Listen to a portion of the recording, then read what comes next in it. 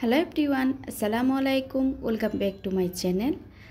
আজকের এপিসোডে আমি আপনাদের সাথে খুবই মজার একটা 1 পাউন্ডের লেমন কেক তৈরি করে দেখাবো। আর কেকটি আমি চুলায় তৈরি করব। অনেকের বাসায় কিন্তু ওভেন থাকে না। ওভেন না থাকলেও চুলায় আপনারা পারফেক্ট একটা স্পঞ্জ কেক তৈরি করতে পারবেন আজকের রেসিপিটা দেখলে। চলুন তাহলে কথা না বাড়িয়ে রেসিপিটি দেখে নেওয়া যাক। আমি প্রথমে একটা বাটিতে 2টা ডিমের সাদা অংশ আর কুসুমটাকে আলাদা করে নিচ্ছি। আর বাটিটা যদি ভেজা থাকে অবশ্যই টিস্যু দিয়ে ভালোভাবে মুছে নেবেন, বাটিতে যেন কোনো ধরনের তেল বা পানি না থাকে। আর সাদা অংশে যেন কোনো ধরনের কুসুম না থাকে, এটাও খেয়াল রাখতে হবে। এবার আমি সাদা অংশটাকে একপাশে রেখে দিয়ে শুকনো উপকরণগুলো নিয়ে নিব। আমার এখানে শুকনো উপকরণ লাগবে 1/2 কাপ পরিমাণ। আমি একটু লেবেল করে নিয়েছি। আর আমি তীর ব্র্যান্ডের ময়দাটা নিয়েছি। 1 টেবিল চামচ দিয়ে দিলাম কর্নফ্লাওয়ার। কর্নফ্লাওয়ারটা কেন দেওয়া হয় কিছুক্ষণ পরে আমি বলছি। 1 চা চামচ পরিমাণ বেকিং পাউডার দিয়ে দিয়েছি। এবার শুকনো উপকরণগুলো আমি এক পাশে রেখে দিয়েছি।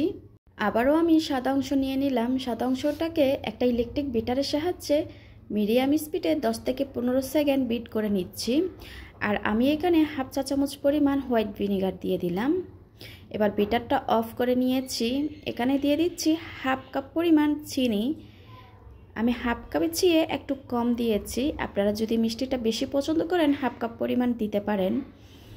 এবার আবারও আমি ইলেকট্রিক বিটারের সাহায্যে বিট করে নিচ্ছি। আর আমি শুরু থেকে শেষ অবধি পর্যন্ত মিডিয়াম স্পিডে দিয়ে বিট করে নেব।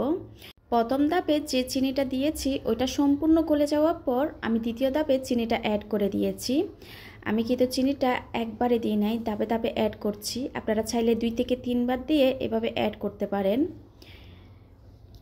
অনেকে বলে থাকেন চিনিটা কিন্তু দানাদার থেকে যায়, ডিমের ফোমটা হয়ে যায়, কিন্তু চিনিটা মেল্ট হয় না। আপনারা যদি 2 থেকে 3 বার করে অ্যাড করেন তাহলে আপনাদের চিনিটাও সম্পূর্ণ গলে যাবে।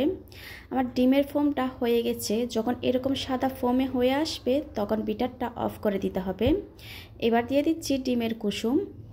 আরও দিয়ে দিব 2 টেবিল চামচ পরিমাণ রান্নার রেগুলার তেল, যেটা আমরা সয়াবিন তেল খেয়ে থাকি। এবার এখানে আমি ইমালশন অ্যাড করব। ইমালশনগুলো এরকম কোটাই করে বিক্রি করে 100 গ্রাম 100 টাকা করে। এখান থেকে আমি 1/2 চা চামচ পরিমাণ দিয়ে দিব। আর এই ইমালশনে কিন্তু কালার ফ্লেভার দুইটাই থাকে। আপনারা যে ফ্লেভারে কেক তৈরি করবেন ওই ফ্লেভারটা অ্যাড করতে পারেন। আবারও আমি ইলেকট্রিক বিটারের সাহায্যে মিডিয়াম স্পিডে বিট করে নিব। আমি এটা কিন্তু খুব বেশি বিট করব না, সব কিছু একত্রে ভালোভাবে মিশে গেলে আমি বিটারটা অফ করে দিব। এবার আমি দিয়ে দিচ্ছি শুকনো উপকরণগুলো। অফ ক্যামেরায় কিন্তু শুকনো উপকরণগুলো আমি খুব ভালো মতো করে 2 থেকে 3 বার ছেলে নিয়েছি। এবার এখান থেকে শুকনো উপকরণগুলো দিয়ে আমি একটা বিটারের কাঁটার সাহায্যে মিশিয়ে নিচ্ছি। আমি আলতো হাতে ফোল্ড করে করে মিশিয়ে নিচ্ছি। খুব আস্তে আস্তে করে মিশাতে হবে শুকনো উপকরণগুলো। তাড়াহুড়া করে মিশাতে গেলে ডিমের ফোমটা বসে যাবে। দেখতেই পাচ্ছেন আমি কিন্তু খুব আলতো হাতে আস্তে আস্তে করে মিশাচ্ছি। আপনারা চাইলে মিশানোর কাজটা একটা স্প্যাচুলার সাহায্যে বা হ্যান্ড হুইক্সের সাহায্যে মিশিয়ে নিতে পারেন। আমি প্রথম ধাপে শুকনো উপকরণটা খুব ভালো মতো করে মিশে গেলে আমি দ্বিতীয় ধাপে শুকনো উপকরণটা অ্যাড করে দিয়েছি। আমি আজকের শুকনো উপকরণটা 2 ধাপে অ্যাড করে মিশাচ্ছি। আপনারা চাইলে 3 থেকে 4 বার করে মিশাতে পারেন। শুকনো উপকরণগুলো কিন্তু খুব ভালো মতো করে মিশে গেছে। এবার ব্যাটারটা আমি একটা স্প্যাচুলার সাহায্যে আরেকটু মিশিয়ে নিব। কোনো ধরনের ব্যাটারের সাথে শুকনো উপকরণ রয়ে গেছে কিনা আমি চেক করে নিচ্ছি। আমি যে স্টেপগুলো বলছি আপনারা কিন্তু হুবহু ফলো করবেন। আপনাদের কেকের ব্যাটারও এরকম স্মুথ হবে। দেখুন কতটা স্মুথ হয়েছে। এবার আমি একটা 7 ইঞ্চ মোল্ডে সম্পূর্ণ ব্যাটারটা ঢেলে নিব। মোল্ডে আমি একটা কাগজ বিছিয়ে দিয়েছি। এবার আমি মাঝখান দিয়ে ব্যাটারটা ঢেলে নিচ্ছি। আগে থেকে চুলায় আমি একটা পাতিল বসিয়ে রেখেছি 10 মিনিটের জন্য প্রিহিট হওয়ার জন্য, যেরকম আমরা ওভেনে করে থাকি। এবার সম্পূর্ণ ব্যাটারটা ঢেলে নেওয়ার পর একটু জোরে জোরে ট্যাপ করে আমি চুলায় বেক করার জন্য দিয়ে দিব। আজকে আমি চুলার আঁচটা কতটুকু রেখেছি সেটাও দেখিয়ে দিব। এবার পাতিলটা খুব ভালো মতো গরম হয়ে গেছে। নিচে আমি একটা স্ট্যান্ড বসিয়ে দিয়েছি।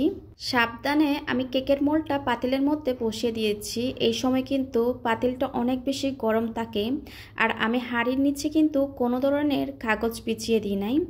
এবার ঢাকনাটা দিয়ে আমি বেক করে নিব 40 মিনিট মতো। আমি 35 মিনিট পর চেক করেছি, কেকটা হয় নাই, আরও 5 মিনিট বসিয়ে রেখেছিলাম। আর চুলার আঁচটা আমি কিন্তু একদম লো থেকে একটু বাড়িয়ে দিয়েছি। এবার ঢাকনাটা সরিয়ে আমি একটা টুথপিক দিয়ে চেক করে নিচ্ছি। টুথপিকটা ক্লিন এসেছে, তার মানে কেকটা হয়ে গেছে। আপনারা কিন্তু এভাবে চেক করে নেবেন কেকটা হয়েছে কি না। এবার কেকটা কতটা স্পঞ্জি হয়েছে আমি আপনাদেরকে দেখিয়ে দিচ্ছি। উপরে কিন্তু কালার আসে নাই, চুলায় বেক করার কারণে। ওভেনে বেক করলে কিন্তু উপর নিচ দুই দিক দিয়ে কালার আসবে। আর নিচে কিন্তু কতটা কালার এসেছে আপনারা দেখতেই পারছেন। আর কেকটা কতটা স্পঞ্জি হয়েছে আমি আপনাদেরকে দেখিয়ে দিচ্ছি। এবার কেকটাকে আমি 2টা লেয়ারে ভাগ করে নিচ্ছি, আপনারা চাইলে 3টা করে নিতে পারেন।